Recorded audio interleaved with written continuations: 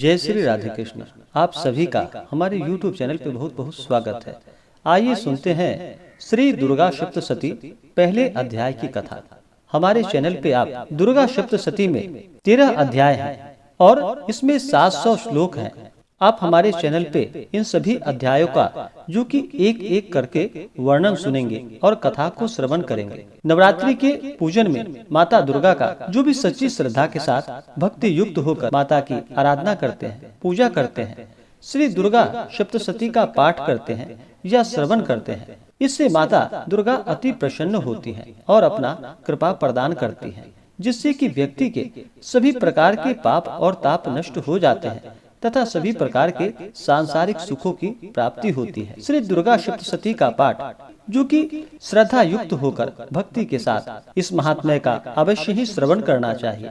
इससे अनंत गुना पुण्य फलों की प्राप्ति होती है। तो आइए सुनते हैं श्री दुर्गा सप्तशती पहले अध्याय की कथा। इस अध्याय में मेधा ऋषि का राजा सूरत और समाधि को भगवती की महिमा बताते हुए मधुकैटभ वध का वर्णन किया गया है। तो आइए सबसे पहले माता दुर्गा का ध्यान करते हैं, इसके बाद फिर हिंदी में कथा को श्रवण करेंगे।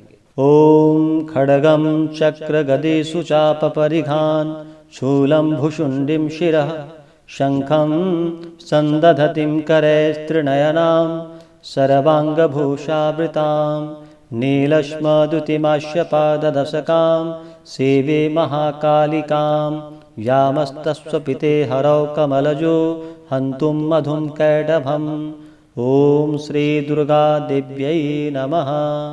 तो बोलिए प्रेम से दुर्गा माता की जय। प्रथम चरित्र के ब्रह्मा ऋषि महाकाली देवता गायत्री छंद नंदा शक्ति रक्तदंती का बीज अग्नि तत्व और ऋग्वेद स्वरूप है। श्री महाकाली देवता की प्रसन्नता के लिए प्रथम चरित्र के जप में विनियोग किया जाता है। भगवान विष्णु के सो जाने पर मधु और कैटभों को मारने के लिए कमल जन्मा ब्रह्मा जी ने जिनका स्तवन किया था, उन महाकाली देवी का मैं सेवन करता हूँ।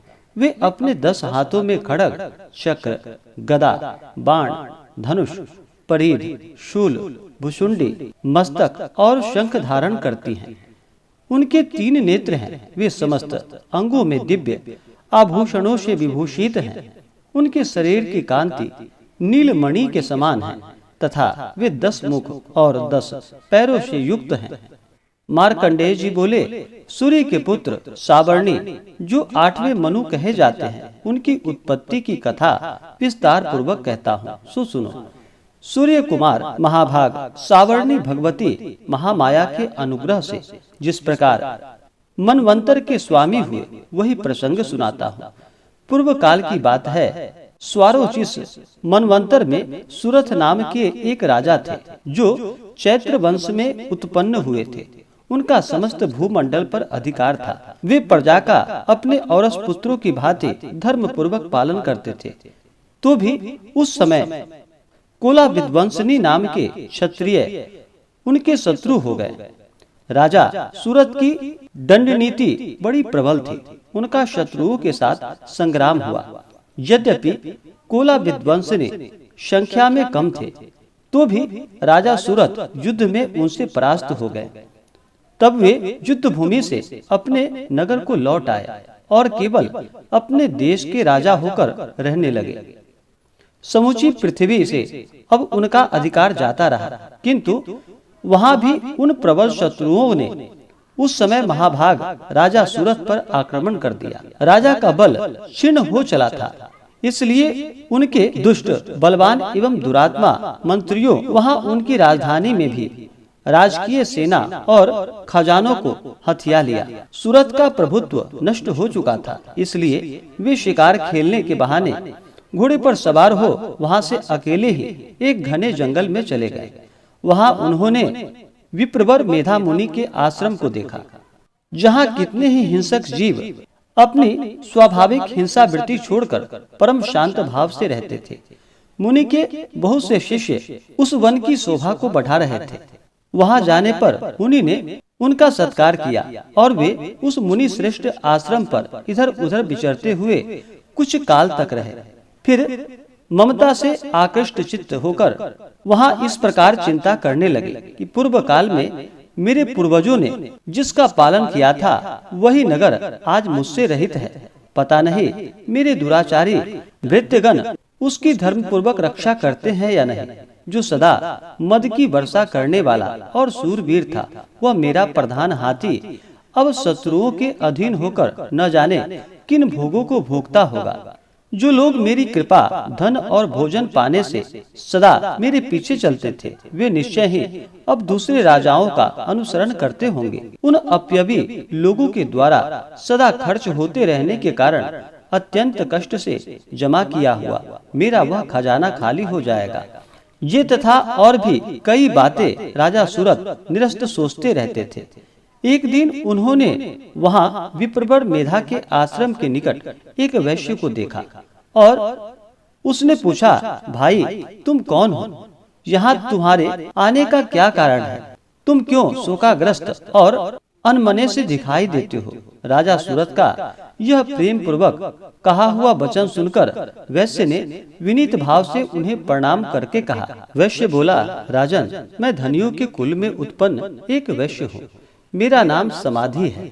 मेरी दुष्ट स्त्री पुत्रों ने धन के लोभ से मुझे घर से बाहर निकाल दिया है। मैं इस समय धन, स्त्री और पुत्रों से वंचित हूँ। मेरे विश्वसनीय बंधुओं ने मेरा ही धन लेकर मुझे दूर कर दिया है। इसलिए दुखी होकर मैं वन में चला आया हूँ। यहाँ रहकर मैं इस बात को नहीं जानता कि मेरे पुत्रों की, स्त्री की और स्वजनों की कुशल है या नहीं। इस समय घर में वे कुशल रहते हैं अथवा उन्हें कोई कष्ट है। वे मेरे पुत्र कैसे हैं? क्या वे सदाचारी हैं अथवा दुराचारी हो गए हैं? राजा ने पूछा, जिन लोभी स्त्री पुत्र आदि ने धन के कारण तुम्हें घर से निकाल दिया, उनके प्रति तुम्हारे चिंता में इतना स्नेह का बंधन क्यों है? वैश्य बोला, आप मेरे विषय में जैसी बातें कहते हैं वह सब ठीक है, किंतु क्या करूं, मेरा मन निष्ठुरता नहीं धारण करता। जिन्होंने धन के लोभ में पड़कर पिता के प्रति स्नेह, पति के प्रति प्रेम तथा आत्मीय जन के प्रति अनुराग को तिलांजलि दे मुझे घर से निकाल दिया है, उनके प्रति मेरे हृदय में इतना स्नेह है। महामते गुणहीन बंधुओं के प्रति गुणहीन बंधुओं के प्रति भी जो मेरा चित्त इस प्रकार प्रेम मग्न हो रहा है, यह क्या है? इस बात को मैं जानकर भी नहीं जान पाता। इसके लिए मैं लंबी सांसें ले रहा हूँ और मेरा हृदय अत्यंत दुखित हो रहा है। उन लोगों में प्रेम का सर्वथा अभाव है, तो भी उनके प्रति जो मेरा मन निष्ठुर नहीं हो पाता। इसके लिए क्या करूं? मार्कंडेय जी कहते हैं कि ब्राह्मण तदंतर राजाओं में श्रेष्ठ सूरत और वह समाधि नामक वैश्य दोनों साथ साथ मिथा मुनि की सेवा में उपस्थित हुए और उनके साथ यथा योग्य न्यायकुल विनय पूर्ण बर्ताव करके बैठे। तत्पश्चात वैश्य और राजा ने कुछ वार्तालाप आरंभ किया। राजा ने कहा कि भगवान, मैं आपसे एक बात पूछना चाहता हूँ, उसे बतलाइए।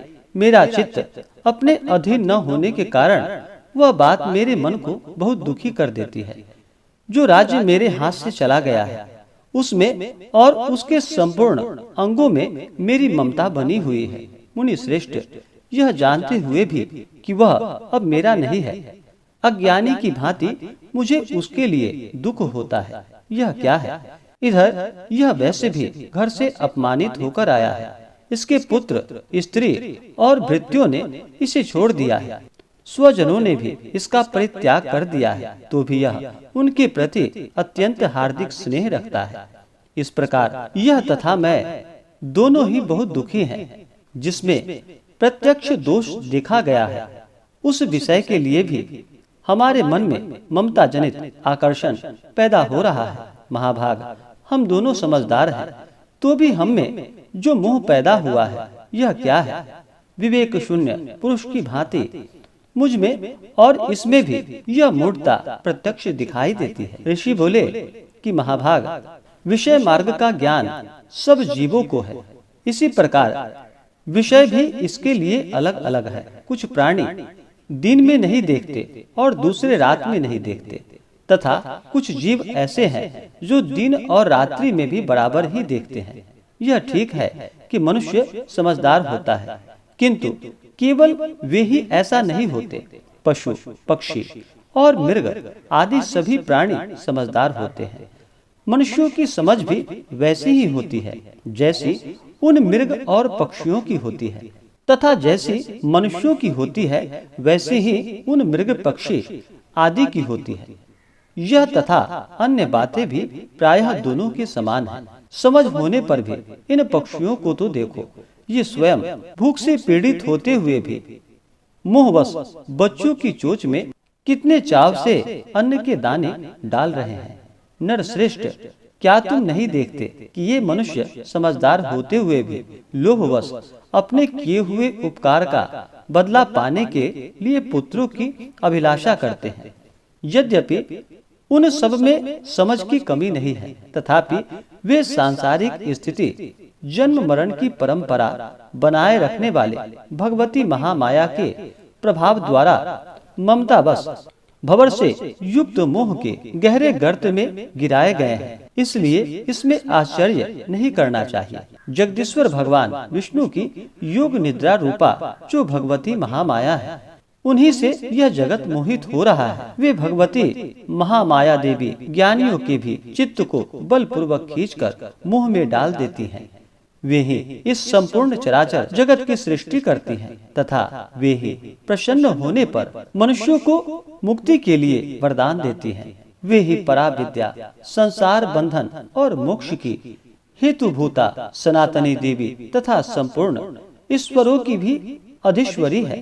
राजा ने पूछा कि भगवान, जिन्हें आप महामाया कहते हैं, वे देवी कौन हैं? ब्राह्मण, उनका आविर्भाव कैसे हुआ तथा उनके चरित्र कौन कौन हैं?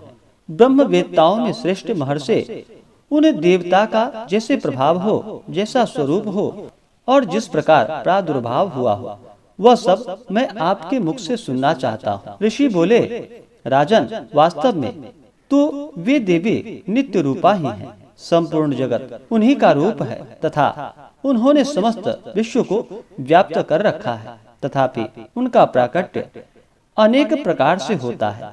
वह मुझसे सुनो। यद्यपि वे नित्य और अजन्मा हैं, तथापि जब देवताओं का कार्य सिद्ध करने के लिए प्रकट होती हैं, उस समय लोक में उत्पन्न हुई कहलाती हैं। कल्प के अंत में जब संपूर्ण जगत एक अर्णव में निमग्न हो रहा था और सबके प्रभु भगवान विष्णु शेषनाग की सैया बिछाकर योग निद्रा का आश्रय ले सो रहे थे, उस समय उनके कानों के मैल से दो भयंकर असुर उत्पन्न हुए, जो मधु और कैटव के नाम से विख्यात थे। वे दोनों ब्रह्मा जी का वध करने को तैयार हो गए। भगवान विष्णु के नाभि कमल में विराजमान प्रजापति ब्रह्मा जी ने जब उन दोनों भयानक असुरों को अपने पास आया और भगवान को सोया हुआ देखा, तब एकाग्र चित्त होकर उन्होंने भगवान विष्णु को जगाने के लिए उनके नेत्रों में निवास करने वाली योग निद्रा का स्तवन आरंभ किया, जो इस विश्व की अधीश्वरी, जगत को धारण करने वाली, संसार का पालन और संहार करने वाली तथा तेजः स्वरूप भगवान विष्णु की अनुकंपा शक्ति है। उन्हीं भगवती निद्रा देवी की भगवान ब्रह्मा स्तुति करने लगे। ब्रह्मा जी ने कहा कि देवी, तुम ही स्वाहा, तुम ही स्वधा और तुम ही वशटकार हो। स्वर भी तुम्हारे ही स्वरूप है। तुम ही जीवन दायिनी सुधा हो। नित्य अक्षर प्रणव में अकार, उकार, मकार, इन तीन मात्राओं के रूप में तुम्हें स्थित हो, तथा इन तीन मात्राओं के अतिरिक्त जो बिंदु रूपा नित्य अर्ध मात्रा है, जिनका विशेष रूप से उच्चारण नहीं किया जा सकता, वह भी तुम ही हो। देवी, तुम ही संध्या, सावित्री तथा परम जननी हो। देवी, तुम ही इस विश्व ब्रह्मांड को धारण करती हो। तुमसे ही इस जगत की सृष्टि होती है। तुम ही से इसका पालन होता है और सदा तुम ही कल्प के अंत में सबको अपना ग्रास बना लेती हो। जगन्मयी देवी, इस जगत की उत्पत्ति के समय तुम सृष्टि रूपा हो, पालन काल में स्थित रूपा हो तथा कल्पांत के समय संहार रूप धारण करने वाली हो। तुम ही महाविद्या, महामाया, महामेधा, महास्मृति, महामोह रूपा, महादेवी और महासुरी हो। तुम ही तीनों गुणों को उत्पन्न करने वाली सबकी प्रकृति हो। भयंकर कालरात्रि, महारात्रि और मोहरात्रि भी तुम ही हो। तुम ही श्री, तुम ही ईश्वरी, तुम ही हिरी, तुम ही बोध स्वरूपा बुद्धि हो। लज्जा, पुष्टि, तुष्टि, शांति और क्षमा भी तुम ही हो। तुम खड्ग धारणी, शूल धारणी, घोर रूपा तथा गदा, चक्र, शंख और धनुष धारण करने वाली हो। बाण, भुषुंडी और परिध ये भी तुम्हारे अस्त्र हैं। तुम सौभाग्य और सौम्यतर हो। इतना ही नहीं, जितने भी सौम्य एवं सुंदर पदार्थ हैं उन सब की अपेक्षा तुम अत्यधिक सुंदरी हो। पर और अपर, सबसे परे रहने वाली परमेश्वरी तुम ही हो। सर्वस्व रूपे देवी, कहीं भी सत असत रूप जो कुछ वस्तुएं हैं और उन सब की जो शक्ति है वह तुम ही हो। ऐसी अवस्था में तुम्हारी स्तुति क्या हो सकती है। जो इस जगत की सृष्टि, पालन और संहार करते हैं उन भगवान को भी जब तुमने निद्रा के अधीन कर दिया तब तुम्हारी स्तुति करने में यहाँ कौन समर्थ हो सकता है। मुझको भगवान शंकर को तथा भगवान विष्णु भी तुमने ही मुझको भगवान शंकर को तथा भगवान विष्णु को भी तुमने ही शरीर धारण कराया है। अतः तुम्हारी स्तुति करने की शक्ति किसमें है। देवी, तुम तो अपने इस उदार प्रभाव से ही प्रशंसित हो। ये जो दोनों दुर्धर्ष असुर मधु और कैटभ हैं, इनको मुंह में डाल दो और जगदीश्वर भगवान विष्णु को शीघ्र ही जगा दो। साथ ही इनके भीतर इन दोनों महान असुरों को मार डालने की बुद्धि उत्पन्न कर दो। ऋषि कहते हैं, राजन, जब ब्रह्मा जी वहाँ मधु और कैटभ को मारने के उद्देश्य से भगवान विष्णु को जगाने के लिए तमोगुणी अधिष्ठात्री देवी योग निद्रा की इस प्रकार स्तुति की, तब वे भगवान के नेत्र, मुख, नासिका, बाहु, हृदय और वक्ष स्थल से निकलकर अव्यक्त जन्मा ब्रह्मा जी की दृष्टि के समक्ष खड़ी हो गई। योग निद्रा से मुक्त होने पर जगत के स्वामी भगवान जनार्दन उस एक अर्णव के जल में शेषनाग की सैया से जाग उठे। फिर उन्होंने उन दोनों असुरों को देखा। वे दुरात्मा मधु और कैटभ अत्यंत बलवान तथा पराक्रमी थे और क्रोध से लाल आंखें किए ब्रह्मा जी को खा जाने के लिए उद्योग कर रहे थे। तब भगवान श्री हरि ने उठकर उन दोनों के साथ 5000 वर्षों तक केवल बाहु युद्ध किया। वे दोनों भी अत्यंत बल के कारण उन्मत्त हो रहे थे। इधर महामाया ने भी उन्हें मोह में डाल रखा था, इसलिए वे भगवान विष्णु से कहने लगे, हम तुम्हारी वीरता से संतुष्ट हैं, तुम हम लोगों से कोई वर मांगो। श्री भगवान बोले, यदि तुम दोनों मुझ पर प्रसन्न हो तो अब मेरे हाथों से मारा जाओ। बस इतना सा ही मैंने वर मांगा है, यहाँ दूसरे किसी वर से क्या लेना है। ऋषि कहते हैं, इस प्रकार धोखे में आ जाने पर जब उन्होंने संपूर्ण जगत में जल ही जल देखा, तब कमल नयन भगवान से कहा, जहाँ पृथ्वी जल में डूबी हुई ना हो, जहाँ सूखा स्थान हो, वही हमारा वध करो। ऋषि कहते हैं, तब तथास्तु कहकर शंख, चक्र और गदा धारण करने वाले भगवान उन दोनों के मस्तक अपनी जांग पर रखकर चक्र से काट डाले। इस प्रकार ये देवी महामाया ब्रह्मा जी की स्तुति करने पर स्वयं प्रकट हुई थी। अब पुनः तुमसे उनके प्रभाव का वर्णन करता हूँ, सुनो। इस प्रकार से श्री मार्कंडेय पुराण सावर्णिक मनमंत्र की कथा के अंतर्गत देवी महात्म्य में मधु कैटभ वध नामक पहला अध्याय पूरा हुआ। तो बोलिए प्रेम से दुर्गा माता की जय, महाकाली, महालक्ष्मी, महासरस्वती माता की जय। ऐसे ही ज्ञानवर्धक जानकारियाँ प्राप्ति के लिए या आगे के अध्याय को सुनने के लिए हमारे इस चैनल पे अगर आप नए हैं तो चैनल को लाल बटन दबा करके सब्सक्राइब करें, साथ में बेल आइकन घंटी को दबाएं ताकि मेरे वीडियो का नोटिफिकेशन आपको समय से मिलता रहे। वीडियो को लाइक करें, शेयर करें, सुखी रहें और स्वस्थ रहें। जय श्री राधे कृष्ण। धन्यवाद।